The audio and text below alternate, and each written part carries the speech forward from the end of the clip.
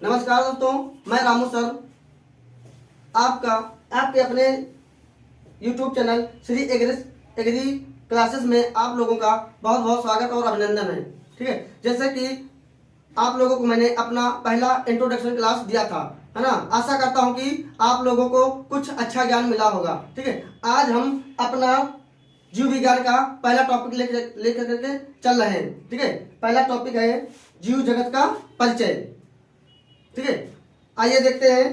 ठीक है, टॉपिक का नाम है जीव जगत का परिचय। जीव जगत का परिचय, है ना।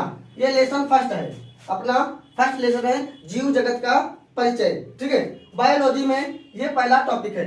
ठीक है, अब इसमें हम बात करते हैं कि भाई जीवन क्या होता है, लाइफ, है ना। लाइफ क्या होता है, जीवन, लाइफ, जीवन, है ना। कि भैया जीवन क्या है ना। जीवन यानी लाइफ, लाइफ वह है जो निर्जीव वस्तुओं से अलग करता है ना। यानी जीवन क्या है, जीव जो निर्जीव वस्तुओं से अलग करता है। ठीक है, वो है जीवन, है ना।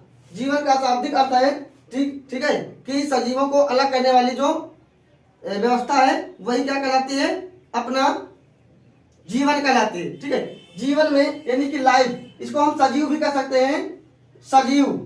ठीक है, सजीव, सजीव का मतलब होता है जिसके अंदर जान पाई होती है, जीव होता है। ठीक है, इसकी कौन कौन सी क्वालिटी होती है कि उसको हम सजीव कहेंगे। जैसे कि कहा जाए पोषण, पोषण वह क्या करता हो, पोषण करता हो, यानी भोजन को ग्रहण करता हो।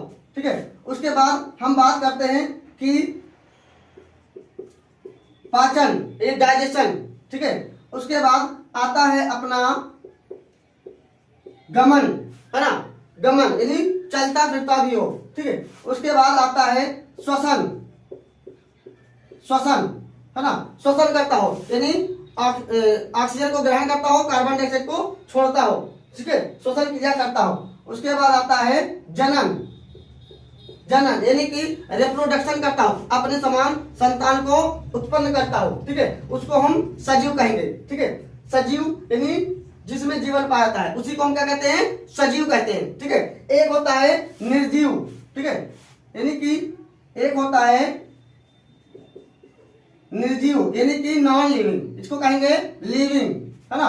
क्या कहेंगे, लिविंग, इसको कहेंगे नॉन लिविंग यानी निर्जीव। ठीक है, सजीव और निर्जीव में अगर बात करी जाए कि अंतर क्या होता है, सजीव और निर्जीव में क्या अंतर होता है, तो सजीव में क्या होता है, वृद्धि होती है। क्या होती है, वृद्धि होती है ना। और क्या होता है, यह पोषण करता है। ठीक है, फिर पाचन करता है, फिर गमन करता है, श्वसन करता है, जनन करता है। ये सारी क्रियाएं जिसके अंदर होती हैं उसको हम क्या कहते हैं, सजीव। ठीक है, ये सारी क्रियाएं जिसके अंदर नहीं होती हैं उसको हम निर्जीव कहते हैं, है ना। जैसे कि कहा जाए वृद्धि, तो केवल हम वृद्धि से ही नहीं कह सकते कि सजीव है या निर्जीव है, क्योंकि वृद्धि तो पहाड़ों में भी होती है। ठीक है, वृद्धि तो पहाड़ों में भी होती है, लेकिन उसको हम इसके आधार पे नहीं कह सकते कि निर्जीव है कि सजीव है। ठीक है, बात करते हैं पाचन, है ना। पाचन होता है, ठीक है, गमन होता हो, श्वसन होता हो, ठीक है, और जनन होता हो, अपने समान संतान को।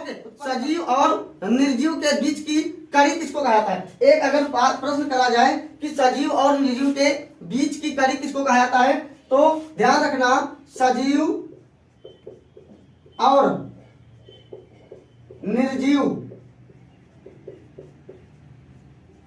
के बीच की संयोजी कड़ी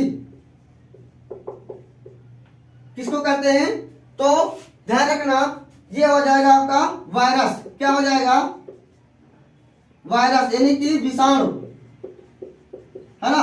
जैसा कि सुना होगा भैया कोरोना वायरस, है ना। वायरस क्या है, सजीव और निर्जीव के बीच की संयोजक कड़ी है।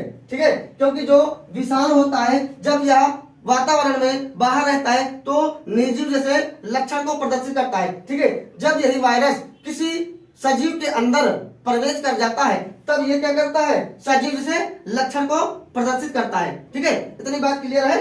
सजीव और निर्जीव के बीच की संयोजक कड़ी वायरस को कहते हैं। जैसे कि हमने बताया है सजीवों के लक्षण कौन कौन से होते हैं, जैसे कि इनका आकार और परिमाप निश्चित होता है ना। जो सजीव होते हैं उनका आकार और परिमाप दोनों क्या होते हैं, दोनों निश्चित होते हैं। ठीक है, और जो निर्जीव होते हैं उनका आकार और परिमाप कोई निश्चित। पहले आप लोगों को समझाया कि सजीव और निर्जीव में क्या अंतर होता है, क्या डिफरेंस होता है। ठीक है, अब आइए देखते हैं कि सजीवों के लक्षण क्या क्या होते हैं। ठीक है, जैसे कि मैंने बताया कि पहला लक्षण है निश्चित आकार तथा परिमाप। ठीक है, जो सजीव होते हैं उनका आकार तथा परिमाप क्या होता है, निश्चित होता है। ठीक है, दूसरा वाला पॉइंट है कि कोशिकीय संरचना तथा उनका संगठन। ठीक है, जो इनकी संरचना होती है, कोई भी सजीव है उसकी जो सबसे छोटी यूनिट होती है, इकाई होती है, वो क्या होती है, कोशिका होती है, सेल होती है। ठीक है, तो कोशिका की संरचना, ठीक है, और उसका संगठन।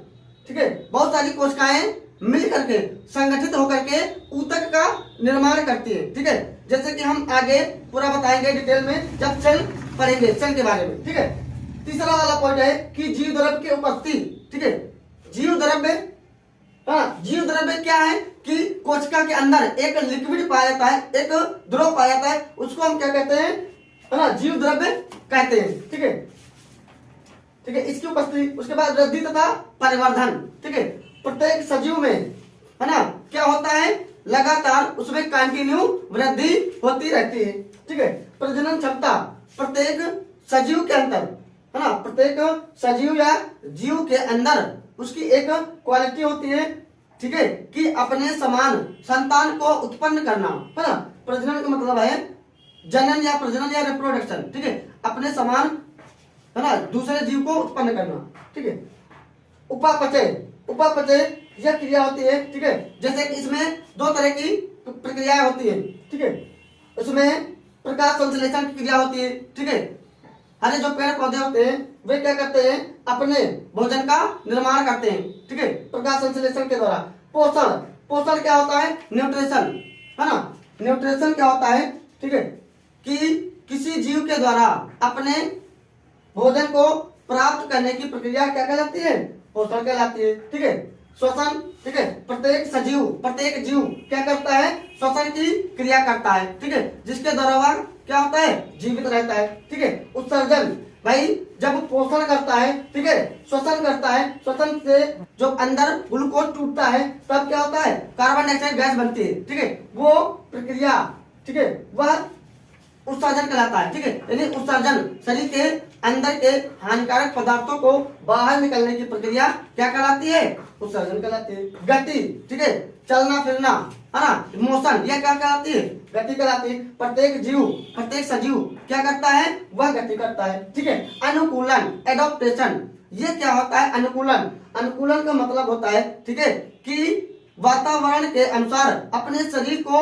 ऑब्जर्व कर लेना, है ना, वातावरण के अनुसार अपने शरीर को वातावरण के अनुसार ढाल लेना, प्रक्रिया क्या कहलाती है, अनुकूलन कहलाती है। ठीक है, उसके बाद ऊतकों की मरम्मत, जब छोटी छोटी, जब कोशिकाएं क्या होती हैं, बहुत सारी कोशिकाएं मिलकर के ऊतक बना लेती हैं। ठीक है, ऊतकों की मरम्मत, यानी जब ऊतक में टूट फूट होती है वह किसके द्वारा मरम्मत होती है। 13 नंबर पॉइंट है समस्थापन। ठीक है, कि वातावरण में जो का शरीर का तापमान आदान प्रदान होता रहता है ना, वो क्या कहलाता है, समस्थापन कहलाता है। ठीक है, उसके बाद में आता है 14 नंबर उत्तेजनशीलता। उत्तेजनशीलता क्या होती है, प्रत्येक जीव के अंदर, ठीक है, प्रत्येक जीव अंदर क्या होती है, अपनी एक क्षमता होती है ना, उत्तेजना की क्षमता होती है, उत्तेजनशीलता वह कहलाती है। ठीक है, उसके बाद में है विकास, है ना। विकास क्या होता है, जैसे कोई बच्चा जन्म लेता है, उसके बाद में वह धीरे धीरे धीरे विकास वृद्धि करता रहता है। ठीक है, और अंत में लास्ट वाला पॉइंट है मृत्यु। ठीक है, अगर जिस चीज का जन्म हुआ है, ठीक है, जो पैदा हुआ है वह लास्ट में क्या होगा, उसकी डेथ जरूर निश्चित है ना, वो क्या हो जाएगी, लास्ट में मृत्यु को जरूर प्राप्त करेगा। ठीक है, इस तरह से हमारा आज का टॉपिक खत्म होता है। ठीक है, जैसा कि हमें आशा है आप लोगों को हमारे द्वारा संचालित की जा रही क्लासेस, ठीक है, अच्छे से समझ में आ रही होंगी, है ना। ऐसा मैं आशा करता हूं, ठीक है। आगे हम फिर मिलेंगे किसी नए टॉपिक के साथ, नए वीडियो में, ठीक है। बहुत बहुत धन्यवाद आप लोगों को। जय हिंद, जय भारत।